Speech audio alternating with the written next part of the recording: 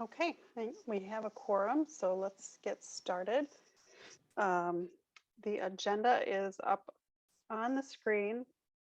We do have an item for new business, which is the Watershed report card, which will take about 15 to 20 minutes. So I'm going to suggest that we focus most of our time on the elections and the report card, and then any kind of highlights from the report. So do I have a motion to approve the agenda as modified? I make that motion. Thank you, Sue. Do I have a second? Second. Thank you, Alice. Okay. Oh, that's Myra that seconded. Oh, sorry, Myra. You sound a little bit like Alice. I can't see anybody's faces because I've got my screen covered with everything. All right. So do we all in favor? Aye. Aye. Any dissent? All right, we'll move forward with the agenda. Next is approval of the board minutes, which were distributed. I did want to make sure that everybody who was in attendance at that meeting is captured in the minutes, because it wasn't all visible from the recording. So what's listed in the minutes Oh. is, I was not listed in the minutes. This is Myra. okay, so we'll add Myra. Anybody else?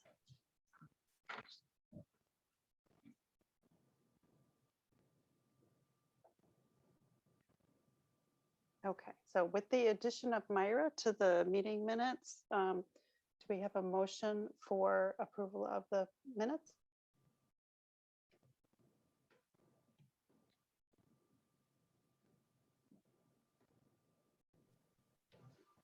So moved, Brandy. Thanks, Brandy. Do I have a second? Support. Thank you, Dave. All right, all in favor? Aye. Aye. Aye. Aye. Any opposed? Aye. All right. Motion passed.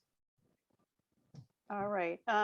We wanted to make sure we elected our new board officers, so we put that up at the top ahead of the report. So right now, I'd like nominations for each of the positions. You can self-nominate. So I guess I will nominate myself to run for president. Do we have anybody else that would like to run for president?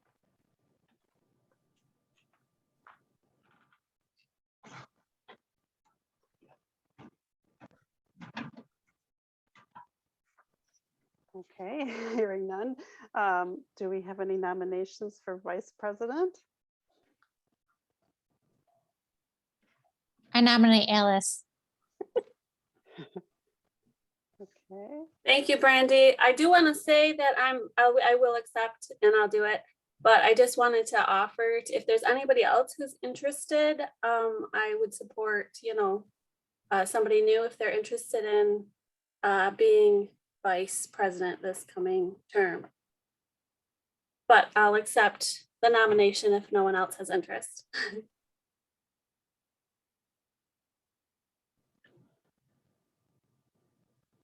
all right.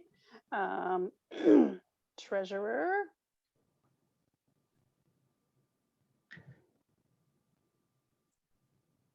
I think that Sam's not here, but I think he would accept a nomination if we would nominate him. This is Alice. I'll nominate Sam. Okay, any other nominations for treasurer?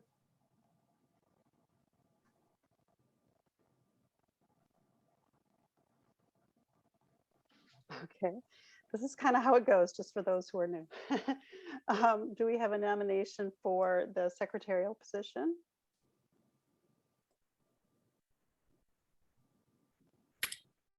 I would nominate myself if there's any opposition. This is Melissa. I'm having some connection issues, so I'm sorry if I'm coming in chat.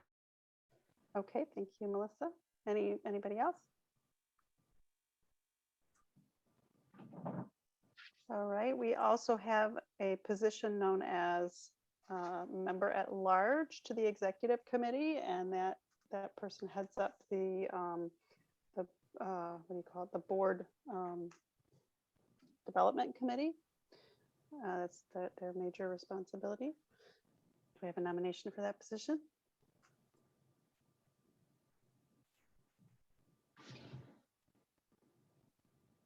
I'll nominate Mike if he still is interested in that, although I don't know if he's on the call, right? Those are the perfect people to nominate. Mike is not on the call. He can't deny it. Is there anybody else who would like to run for the at-large position or any of the other positions we've mentioned? I mean, if Mike is not interested in that, I would be happy to do it, or would be available to do it. But I think he's done a great job in the last couple of years, so hopefully he still wants to. Okay, well, do you want to run against him or do you want to just give No, a background? I Okay. do not. Okay. But All if he doesn't agree to it, that's Okay. fine. If he declines it, then we'll come back to you. Thank you, So it looks like we have a slate rather than individual elections here, since we have nobody running opposed. So the slate is President Laura Wagner, Vice President Alice Bailey, Treasurer Sam Loken, Secretary Melissa Weidendorf, and at-large Mike McNulty. So do I have a motion to approve this slate? Move to elect the executive board by acclamation. Thank you, Dave. No, Second for I Reg? second Dave's motion. Thanks, Sue. All right, all in favor? Aye. Aye. Hi. Okay, any opposed? All right, motion carries. That was quick. All right. So I think we'll go through the reports relatively quickly and then we'll move on to the new business. With the executive committee, we did meet briefly last week, and primarily the focus of that was to set up this agenda.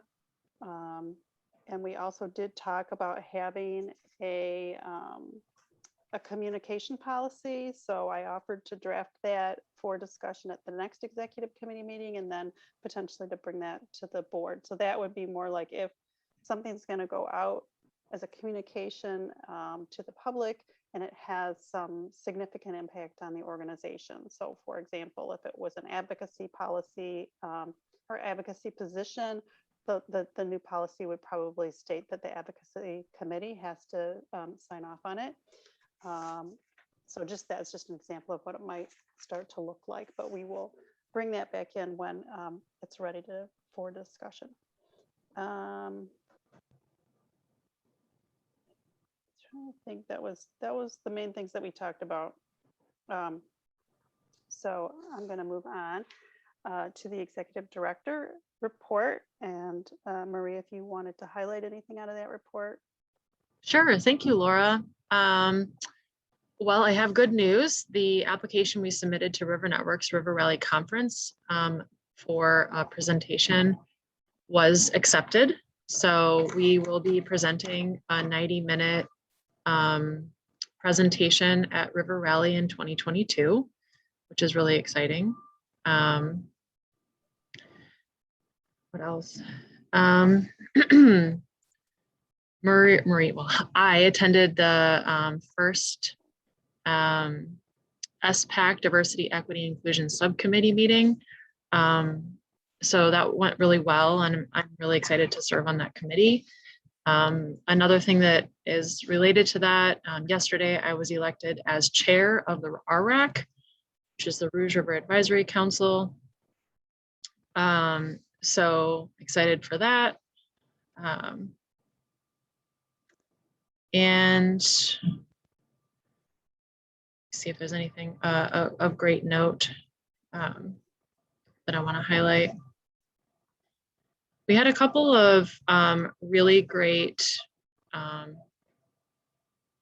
appearances on the television in the last month.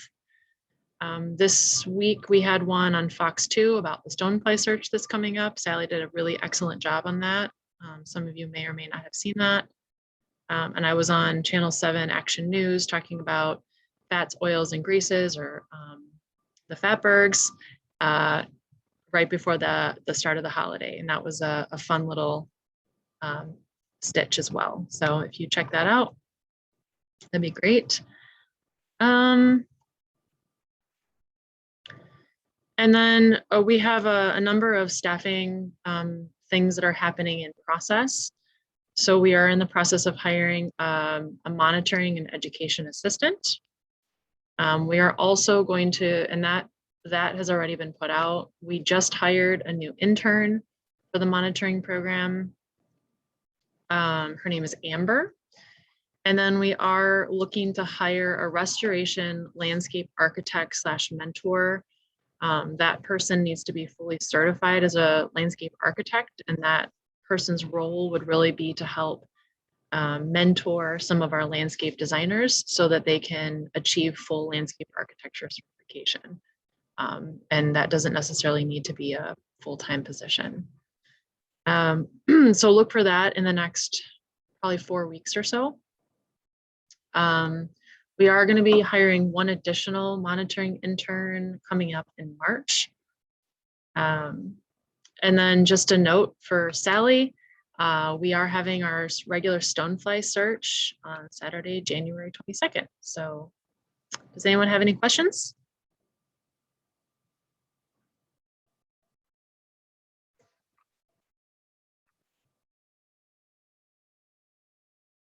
Hearing none, we're good. Okay. Thanks, Laura. Now, Marie, are you going to speak to the next 4 committees? If there's anything to highlight in those? Sure, I am more than happy to do that. So I would just say for the education program, just so everyone's aware, in mid-March, Erin will be going on maternity leave. For those of you who are not aware, Erin is expecting her first child. So we're excited to welcome that new member, friend of the Rouge, into the world. We are going to be hosting a virtual baby shower for her and buying a collective gift. If the board has an interest in contributing to something, they can either, I just sort of throw it to the board to make a decision about that. Of course, you can look for things on your own. I'm happy to forward the email that Kara has put out, as it has some suggested items as recommended by Erin. So. Yeah, that would be Do you great. know if she said having a boy or a girl? She is not telling us. Okay, just curious. Yeah. I have some ideas, but I haven't decided yet, depending on Okay. that. I'm just going to write a note to send ideas. Yes, a pair of baby waders. Perfect. Great idea, Sue. I do love that. I think she's mostly looking for gender neutral items. She does prefer gently used things, so upcycling, books are great. So I think she's been given a deluge of secondhand items from friends and family that already have outgrown the items from previous children. So I think she's just trying to keep it pretty low key.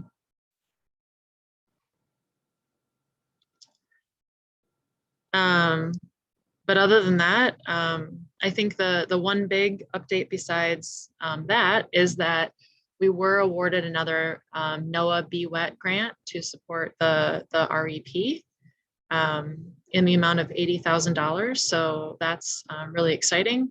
And then of course, Erin and Sally are both part of the hiring team for the monitoring and education assistant. So that's all I got on the REP or on the education front. We've got a lot of stuff going on in the restoration program.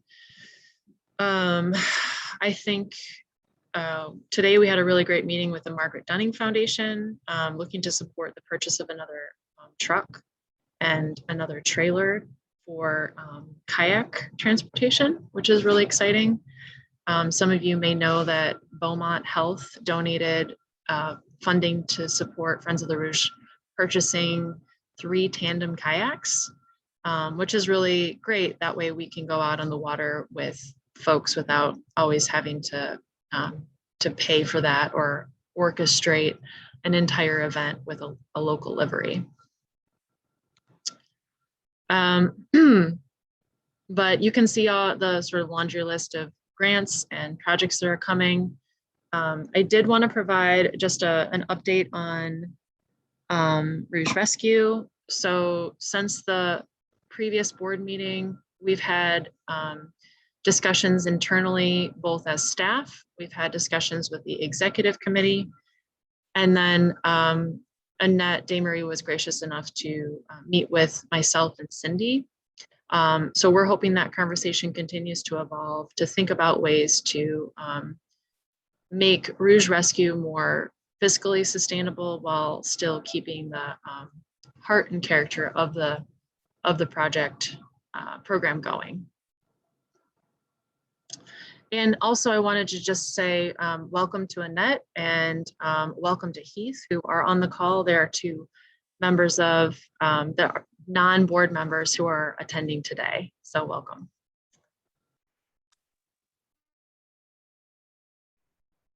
Before I go on, are there any questions about the education or restoration reports or comments?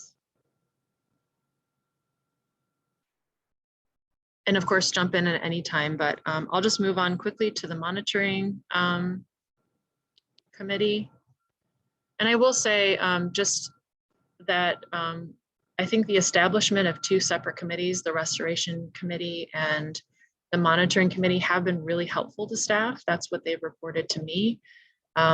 It has been especially helpful to Sally as she's been able to have more focused conversations around the specific issues that she's working on within her program without sort of being diluted by the work that the restoration team is doing. So thank you for approving those individual committees and separating them. So the monitoring, as I mentioned earlier, we have the Stonefly search coming up on January 22nd. That's really exciting. We of course got some great coverage from Fox 2 News about that. We are hosting our spring and fall bug hunts as well. So those are coming up quickly.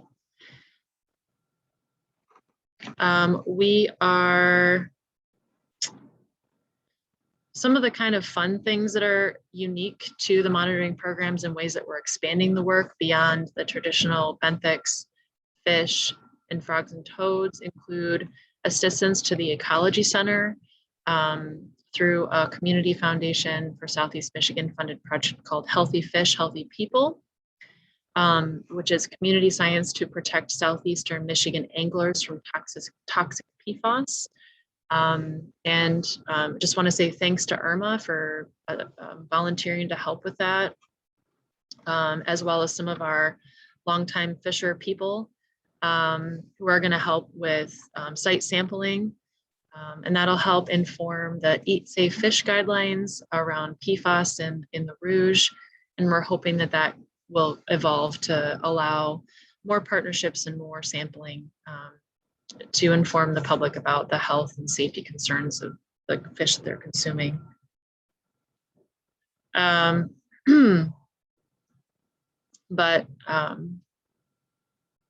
Beyond that, we're going into our 2nd year of the European Frogbit surveys. The work with the Oakland County SISMA has been really good. They're just a really strong organization, and we feel that Oakland County's done a fabulous job with that. And we're hoping to continue different types of invasive species monitoring beyond European frogbit. We were looking at jumping worms as a species of concern, to name a few. And then, of course, we're continuing to look at more emerging contaminants and other monitoring. Sally attended the Great Lakes PFAS Summit. And we're working with the Wayne State University Healthy Urban Waters about emerging contaminants and other types of citizen science. And then alongside with the monitoring, I think that also kind of dovetails into the presentation that we're going to be seeing today from the University of Maryland. I believe Heath is going to be presenting that, so we'll wait until new business to introduce Heath, but we're excited about the work we're doing collaboratively with the watershed groups across the region, and then all the stakeholders who've generously donated their time. We had over 60 different stakeholders participate in the data collection first 3 sessions. So you'll hear more about that in a little bit. As far as the water trail, the Lower Rouge Habitat Project is underway, and I believe they've removed 2 medium-sized log jams on the Lower Rouge. So that's really exciting. There's the Norwayne Community Group in Westland and Friends of the Rouge and the National Kidney Foundation are working on a Partners for Places grant application. So that is going to be a pretty large, robust grant that will go in probably in 2023. So we're excited about that. There's a lot of, we are going to be submitting a $2 to $2.3 million request to the Ralph C. Wilson Jr. Foundation next month to support phase 2 construction of the Rouge Gateway Greenway, which is a greenway that connects Henry Ford. It connects the Henry Ford to the University of Michigan Dearborn, and as well as phase 3, which would connect the Henry Ford to Rotunda Drive. So that's a greenways project that is sort of looking at long-term funding to support that. That's something that's coming up very soon. And then we have a number of other built environment projects that are on the docket as well. And I apologize, we don't have a report for you about that. Oh, thank you, Myra. Appreciate that. But a lot of the updates are similar to the December meetings updates around the water trail. Laura, do you want me to talk about membership as well? Sure. Yeah, go ahead. Just feel like I'm sucking a lot of the air up out of the room right now. So I apologize for that. No, not at all. So membership has continued to increase since January of 2019. We are at 608 paid members. The value of the current membership as of January 4th was $51,988. And there's some really impressive numbers you can see in the chart on page 16 of the board meeting materials. It kind of shows you the transition of members retained and members acquired over the last year. And then it also gives you a nice breakdown, a pie chart of membership by type.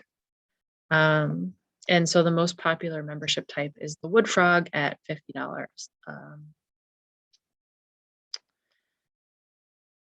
So Alice, will you give an update on the year-end giving, or do you want me to give it?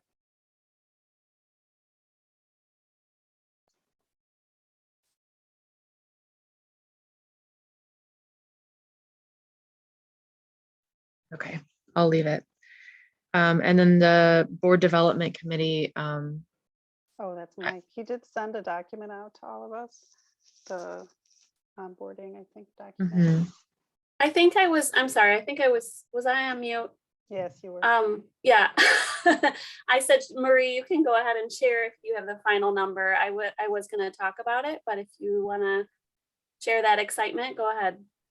Let's wait until item number I. So, and I'll let you share it because I've talked enough. In terms of board development, I think the only thing that I have to say about that is that I appreciate everyone who scheduled a one-on-one meeting with me, a meet and greet for new board members. I'm really grateful to Mike McNulty for reaching out to each of the new board members and welcoming them. I would encourage any of you to reach out to our new board members and invite them to a virtual meeting or a coffee or anything, maybe a walk along the river. I strongly feel that this is a place to build community, and if you guys can help each other out and really make the new folks feel included, that'd be really great. So, and so with that, Laura, I'll pass it on to you. Yes, thank you for that, Marie, and I second that. So next up is the fund development. So we'll back to Alice. Okay, thanks. So Marie gave you a little preface there, but that was one of the things I wanted to share. And I would say that probably thanks to Laura's, being on board and her efforts, we had a year-end appeal, which was the best ever at, Marie, do you have that number? Drum roll, please. It was 53,500. Yeah, so 53,000 for a year-end appeal is way above and beyond we've ever experienced before. So that's super exciting. When Lara told me, I couldn't believe it. So that's very exciting. I think there's a few things at play, Lara. Number one, I think also we had some good matches that we were able to advertise, including the board participation match. And I know that we had some corporate sponsor match as well. So thank you to everyone for that. And I've also thanked Lara for her efforts. So aside from that, Lara did want me to bring up that she is starting to meet with each board member, kind of one-on-one appointments. She had kind of solicited that back at our last meeting. So if you haven't scheduled that yet, please go ahead and reach out to her. I had my little chat with her. I believe it was only about a half an hour, just a short chat about kind of involvement and interest in involvement in fund development moving forward. So please go ahead and do that if you haven't. I'm sure she will get in touch with you if she doesn't hear from you, but if you want to take that initiative, that would be appreciated. And then aside from that, I did have a question about when we do committee choices for the board members, because I would just like to put a little plug in for the Fund Development Committee. And now with Lara, fully on board. I mean, she jumped in with 2 feet for sure, but we're going to actually have a better plan for the fund development rule this year, kind of in advance of activities and things. And we've got, potentially an event and other initiatives that we want to push forward. So would really like anybody's help on that committee. So there's just a little plug for that. And we'll get started with probably a meeting here within the next month. And then just one more thing is Lara wanted me to make sure, Marie, that you were able to take a picture of the board tonight. So I'm not sure if that's something we want to do at the end. But if we can all smile into our cameras, then she can take a picture. She wanted me to remind you to do that. So that's all I've got. Any questions? Alice, are we able to share our idea for, okay, sorry, my son just came down with his walkie-talkie. Are we able to share the location for the fundraiser in this summer? If you're comfortable with that, go ahead. Yeah, Lara told me a little bit about it, but go ahead and share what you have planned. Sure. So I'm really excited to share that Friends of the Rouges this year, instead of jumping on board the Diamond Bell, we will be hosting our 2022 Friends of the Rouge fundraiser at the historical Phoenix Mill in Plymouth, Michigan. The newly renovated facility is outstanding and beautiful. And Rick Cox has done an immaculate job restoring the building to its historical integrity. So we are being given a stellar rate for use of the space. And the date right now is for August 11th.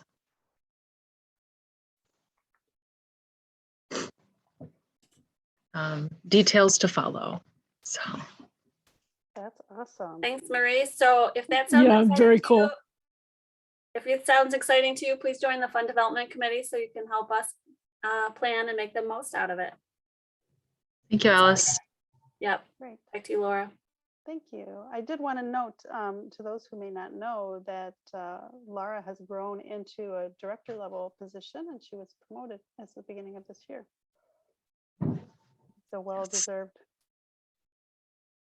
So Laura's new title is Development Director for anyone who wants to know. Okay, so now we're going to move on to the Finance Committee report. We don't have Sam, but does Karen want to field any questions from the board? Or provide I any would love to do highlights? that. Thank you, Karen. Hi, everybody. Not a whole lot really happens at the end of the year typically. So there's no big surprises in the financials. The treasurer's report, if you look at the treasurer's report and you see the net cash flow for the month of November, it looks like it's a little shocking there. It's almost $200,000 that we had to pay out in November, but you know, that's not unusual. Actually, in November, we had to pay out quite a bit of money, about $100,000 to contractor support for some grants. So don't let that number scare you. Like last in October, we were $160,000 surplus. We had a $160,000 surplus. So cash flow can be very volatile with a nonprofit. But we are doing very well with our cash flow. We are above the targeted amount by $11,000. So Sam continues to monitor that and make sure that we are, keeping our cash on hand sufficient. The investments are doing well. I believe the investments have made, we've had $44,000 worth of gains on our investments this year, as of November. So again, we're at the mercy of the market, but thank goodness we had a good year this year. So we didn't have any losses. Did anybody have any questions on the November financials or any financials? I'm currently working on the December financials. I'm really careful with these because they are our final number, our final reports until, of course, we get the audit back, and then, they have the final say. But I just don't want to put something out really quickly for December because I don't want it to be grossly misrepresented. So did anybody have any questions for November or previous months? Okay. You guys can contact me anytime you want to, if you want to talk about the reports, or if you have questions that you're not comfortable bringing up in the meeting, please, I'm always available for you. So, Thank you, Karen. thank you. Karen. Okay, I need a motion to approve the November financials. So moved. Second. Okay, Dave and Sue. All right, all in favor? Aye. Aye.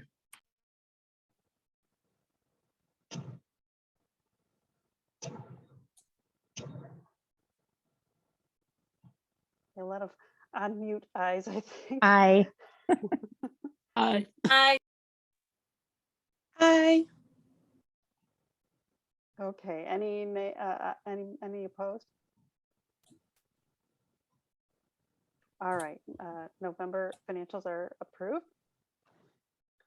Okay, Dave, do you have any highlights from the advocacy committee? I don't think from the last board meeting, we talked about the letter. We sent a letter in response to the bank failure on Detroit River. I don't think that happened after that meeting. Yeah. So we did draft a letter seeking more the enforcement, and I know you shared that, Marie, and we got some response back from the EPA, I think. Yeah. Was it EPA or was it from the city of Detroit? I think Brian Kelly was the one that responded. I do believe that. Yes, yes. And we will be having a meeting here shortly because we got some business to take up that you just shared with me today, Marie, I believe. Yeah. Yeah. About a zoning matter or change in zoning ordinance. That's my quick look at it. So Mhm. we'll come up with something and we'll share that. And just for everyone's information, I'm creating an advocacy and lobbying activity spreadsheet for 2022. I might put a few items on there from 2021 that might pertain to 2022, but those who are on the advocacy committee, I will share this. So it will be date the item is requested, a description of the item, action date, and the action that was taken, if any. And that will include things like actions that I take that I feel do not require the input of the advocacy committee, as well as items that do require the action of the advocacy committee. So everyone can see all the activity that is happening. Great.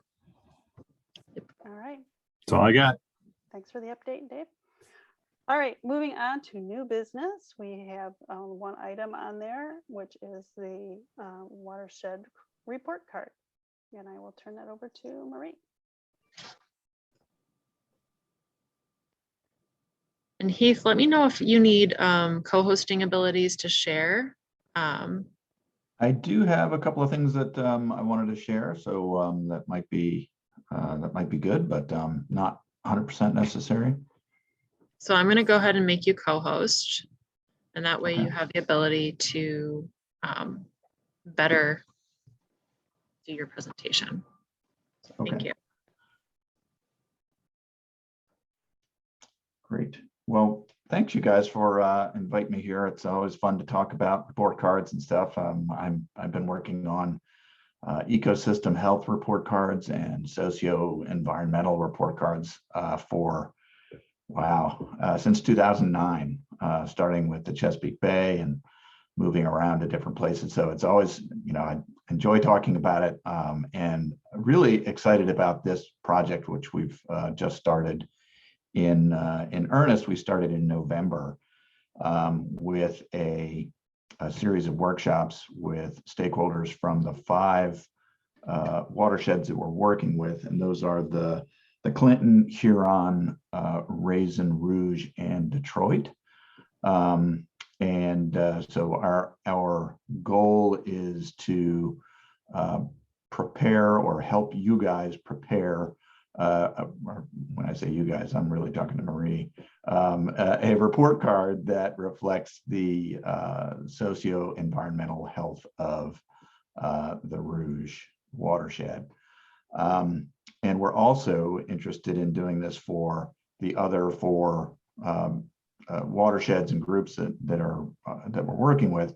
And so we are engaging in a process now to develop indicators and categories of indicators that are hopefully going to be useful for all of the basins, all of the watersheds. So, and we recognize there'll be some differences and some things that are important in some watersheds than more important in some watersheds than in others.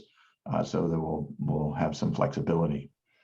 As Marie said earlier, we had virtual workshops with over 60 stakeholders from the 5 basins in early November. And we started with a broad discussion about how people felt what was valuable to them in the watersheds, and what were the things that were concerning them, what were the threats to those things that people cared about. And from there, we got to a discussion of potential indicators that are relevant to each of the individual watersheds, and then indicators that might be relevant at the overall scale for the entire basin. We have funding for this for 2 years through the Herb Foundation, and we're on track. It's a very aggressive schedule to try and accomplish 5 individual and 1 group or integrated report card in a 2-year period. But so far we're on track. Our next steps are to take the list of indicators that we developed with stakeholders at those individual meetings or the virtual meetings and refine that list a little bit and make sure that we have indicators that are going to reflect the concerns in each one of the watersheds. And hopefully there'll be a lot of overlap between the other with all of the watersheds. And so that's our next step, is to refine that list. And then we're going to start looking for data and start talking to various experts about how we think we should go about analyzing those data, what are our targets to achieve for each one of those data sets. So we'll get into the weeds here on data and information pretty shortly. I do have a couple of slides that show a little bit about the process and where we got to. And then I have a couple of examples of report cards that we have produced in other areas. If anybody would like to see them, they're on our website. So I'll show you where that is too. And feel free to stop me at any time if there are questions or anything like that. So let's see, I will share my desktop so I can zoom between different things. I'm not sure how well this will go. Are you guys seeing a PowerPoint presentation? Yes. Yep. Yes. Are you seeing the right part of it? Or are you seeing the notes page? No, we're seeing just the slide. Excellent. It almost never works the way I want it to, but so that's good. So this is things that I've already mentioned, the basins we're working with, how we go about the process for developing those report cards, and our overall goals for that. This one I like to show because it presents a little bit of our thinking about the value of the report card and what their utility is. Report cards kind of came out of this idea that there was a whole lot of information out there and a whole lot of data. And the first one we did in the US was the Chesapeake Bay report card. And there's a ton of data and information out there, but no one could really say, okay, how is the ecosystem doing in the Chesapeake Bay report or in the Chesapeake Bay? No one could really tell you. They could tell you, if you talk to a scientist, a fish person, they would tell you, parts of the fish story, or a water quality person would be able to tell you part of the water quality story. But no one was able to say, overall, we're doing well, we're on track to meeting our targets or our goals for ecosystem restoration in Chesapeake Bay. And so in 2007, the first report card for Chesapeake Bay was developed, and it synthesized all of that information into a digestible and easily communicated overall assessment of ecosystem health. We have evolved the process quite a bit to include much more social and economic and cultural kinds of indicators in addition to just ecosystem health, which we think is really important. And we're still evolving in that direction. The figure on the right here is what we call the information pyramid. At least that's what I call it. We used to have one that looked like a wedding cake, and we called it that for a while, but I like this one. And the report card is meant to sit on top of this pyramid, and it is the most synthetic. it distills information and signals that are coming out of a lot of other technical information. So as I mentioned for the Chesapeake Bay, the report card idea is to say, what are the main messages that are coming out of this body of work and all of this information that's being collected about these places. But it also is meant to demonstrate that it's based on a lot of information, data, and analysis. And so it provides a little bit of confirmation that it's a legitimate exercise and it's based on real information. And it also provides some transparency. So you should be able to pick up the report card and drill down to the level of information that's right for you. If you are, if you want the more technical information, you should be able to get there. And so we want to be able to demonstrate how we created the report card, where the data came from, how they were analyzed, and where to go for more technical information. So that's this pyramid. These are some of the things that came out of the workshops that happened in November. These are some of the values that were identified as being really important. And the larger the word, the more important, or the more often that word came up as one of the values that was expressed. So we have things like recreation, access, habitat, and water quality, Native American relationships to land, drinking water, et cetera. So there were a lot of things that came up, and some things came up much more frequently. And from this list, we developed a list of indicators that we will, as I said earlier, kind of refine and narrow down a little bit, and then start chasing the data and analyzing it for the report card. We have a newsletter that summarizes where we got to and the things that we achieved during that workshop to kind of plant our flag. This is where we got to and where we're going. And that should be available very shortly. The other thing that we talked about was there's a ton of indicators and a ton of things that people suggested. And we kind of grouped those things into what are the main categories of things that this list of indicators kind of reflects on or speaks to. And so there are 7 indicator categories currently, and this is open to change and evolution as the process goes on. But currently, our draft list is water quality and quantity and ecosystem, recreation indicators, economy, management, social and cultural indicators, and human health indicators. And again, this is something that's likely going to change as we go through the process, but this provides us a good starting point. We have a list of indicators specific for the Rouge watershed that came out of that workshop, and we presented this earlier and recognized that none of the environmental or ecosystem-based report card or indicators for the report card were included in this list.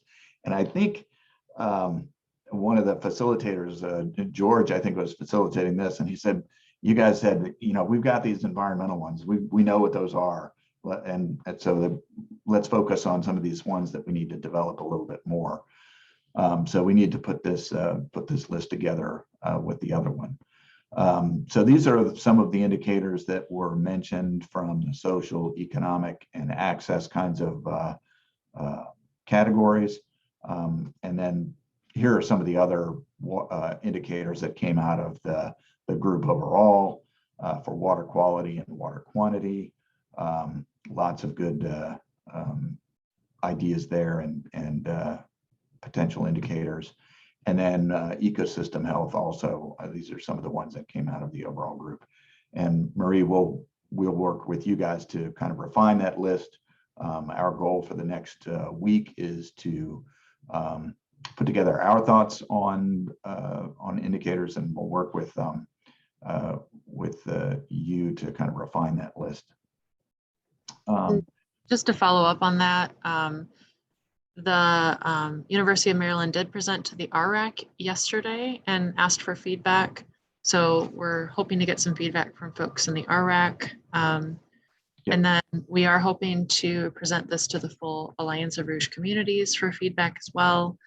And then we did follow up with our original stakeholder list, and we're going to be meeting again as just a focused Rouge stakeholder group to refine these indicators. Yep, that's great. So look, yeah, I'm looking forward to those discussions.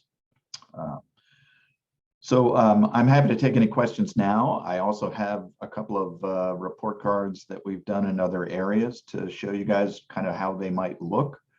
And so let me jump out of here and I'll go to our website. So our website is just ian@umcs.edu. It's the University of Maryland Center for Environmental Science Integration Application Network.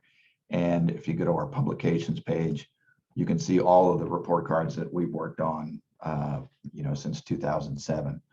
I've selected a couple of these from the top of the list that kind of highlight some of the things that you might find or might find interesting too. So this is for the Maryland coastal bays, which is behind the barrier islands of Assateague and Ocean City, Maryland. This is really focused on ecosystem health, water quality, and living resources. The indicators that they've used for more than a decade are dissolved oxygen, nitrogen, phosphorus, chlorophyll, clams, and seagrass. And that may be changing. I think they are now going to be looking at watershed-based indicators as well as indicators that are for the watershed itself, and also more social and economic indicators as well. I think they're starting to see the importance of that. But as you can see, there's lots of opportunities to tell stories and success stories and things in report cards. You can share a particular, yes. Is there a way to make it a little larger on your screen, Oh, perhaps? yeah, sorry. Thank you. Yes. Is that better? Yeah. Yes, thank you. Certainly. Sorry about that. And we can also tell important, ecosystem stories, how the ecosystem works. This is about nutrients and algal blooms and things. So we can start to diagram and share some of those stories. So we use symbols and images and graphics. This is, we present the results. I will back out just a little bit here. This is the area we're talking about along the coast of Maryland, and we'll present color-coded overall scores for each one of these regions based on those 5 indicators. So that's one example. And then, of course, lots of more room for particular stories that people think are very important to share for the region. This one is specific to seagrass, wetland assessment, and local initiatives. I'll share another one that we've done in Darwin, the Darwin Harbor report card we just finished not too long ago, and Darwin is at the north end of Australia. And we worked with communities there, including the Aboriginal communities, to develop an integrated report card for the Darwin area. So that was a really, there's Darwin up at the very tippy top of Australia. And this is one of those report cards that includes social and economic and cultural indicators. We have resilience and climate change, clean water, healthy ecosystems, biodiversity, indigenous values, management, jobs, etc. You can see all of those categories of indicators that were important to those communities. We work directly with the Aboriginal communities to make sure we're getting their accurate feedback and input, and then we describe the indicators, etc. I won't spend more time on that one. I know we're probably close to out of time. This is the Chesapeake Bay report card. Chesapeake Bay, we have indicators for the bay itself, which are these ones here at the bottom, and these ones up here at the top are for the watershed, which include community-based indicators and societal things. So we have aquatic and terrestrial ecosystem indicators, but also societal indicators that we're continuing to develop as we move forward. So our previous Chesapeake Bay indicators were really ecosystem based, similar to the coastal bays ones. We had phosphorus and nitrogen and dissolved oxygen, water clarity, chlorophyll, and aquatic grasses and benthic community. But we're increasing those to include things like stewardship, social diversity, and social vulnerability. We have heat index things, walkability, all of which start to get at environmental justice types of issues, which will be specifically included in the next report card. Again, we have maps that show the current state of overall and for individual indicators. We have a website that is very interactive. You can look at things by region or by particular indicator in a very dynamic way. And then we have the map of the watershed, which if you're not familiar, the Chesapeake Bay watershed goes all the way up into New York State, West Virginia, Delaware, and Virginia, in addition to Maryland. So it's a pretty big watershed. And then the last one I wanted to show you is for the Mississippi River. This one really goes to an extreme of the types of indicators that we include. The Mississippi River is managed for lots of different activities and purposes. So we have indicators that speak to water quality and ecosystems, but also flood control, recreation, transportation. It's a huge transportation network, very important to the national economy, and provides water supply to millions of people.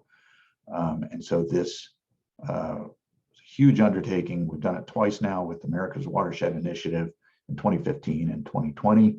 It presents the results for each of five basins. There's a couple extra ones there in that.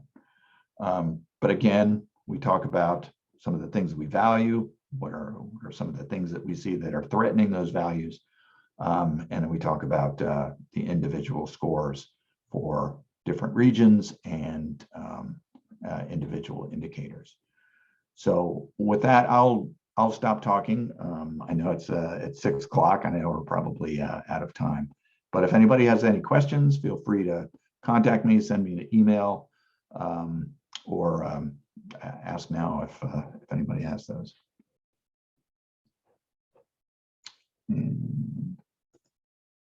There. Thank you. Those are just gorgeous reports, and so much information is contained in them. It's a tremendous effort. I'm really excited about seeing what ours look like when they're completed. Yeah, that they're really fun to produce, and I agree. They're really useful in presenting a lot of information very quickly and succinctly to lots of different audiences, even folks that are not scientifically inclined, which is rare for the science community. Heath, how big or long is the final report card typically, the tip of the pyramid? Is that like a 1-pager or maybe more like a 4 or something? Yeah, as our report cards have included more things and stories that people really want to tell, we're in the 8-page category now, and some of them are we do some unique things so that it comes out as a folded up 8.5 by 11 thing, but it folds out so that you've got 4 pages almost in a poster size thing. Nice. So that's been really fun. And often we have more stories to tell than can fit in an 8-page document. And so we go to 12 pages. In some cases it's been 16. I don't like it when it gets that big. I think they should be something you can hand to somebody and they're going to feel invited into to looking it over rather than feel like it's a chore or intimidating. Yeah, I'm thinking it's a really good document for education, Yep. but if it gets too big, then yeah. Yeah, and we want to provide that link to the rest of the information if somebody does want that more detail. We certainly want to be able to provide an avenue for people to get to that. But as that concise document, you want people to read it. And if you hand them a book, they're not going to. It's really nice. Thank you. Thank you.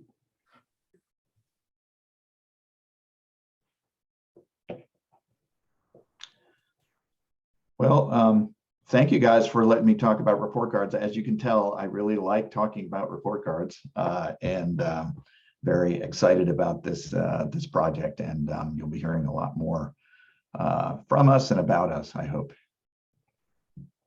Great. Thank you very so much. Certainly.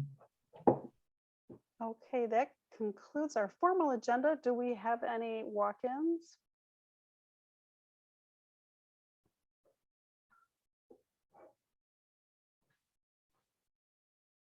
Okay, hearing none, do I have a motion to adjourn? So moved. All right, do we have a second? No one wants to leave. I second. I second. Marie, did we want to take that photo? Oh, yes. Let's take a Oh, photo. yeah. I will leave so I'm not in your board photo, but thank Okay. you. Oh, the for- board photo. Thank you for the reminder. Yeah, okay. Thanks, everyone. If non-board Thank you. members Thanks, Heath. can stop your video, Bye. and if board members would not mind starting your video. I need lipstick. I'll take my glasses off so they don't make a big glare. Okay, let's see. We gotta have, Jessica's gotta get off. No video. Brandy. Oh, I see Brandy. We got Just Myra making sure everyone. driving. Oh, dear. Oh, Jessica can't join the camera. So we'll do this photo and then in the future we'll do more photos. Maybe we'll just no, you don't need to leave, Jessica. Oh no. Okay. Okay, just check it. Yeah. Okay. So I'm gonna make sure I do it right. Okay, on the count of 3, everyone smile with teeth, ideally. 1, 2, 3, teeth. One more for good measure. Thank you. Perfect. You all looked All right. phenomenal. All right, so we are adjourned. Oh, I think I just saw Sue. Was Sue in the picture? I did put my camera on. Yep, Sue, you were in the picture. I saw Okay, you. good. Thank you. Amazing that I was on one time, so you guys could verify that I was here. All right. Good to Thanks. see everybody. Yeah. Thanks, Be everyone. safe. Yeah. All Take right, care. bye. Bye. Bye-bye. Bye. Good to see you. Thanks, everyone. Good night.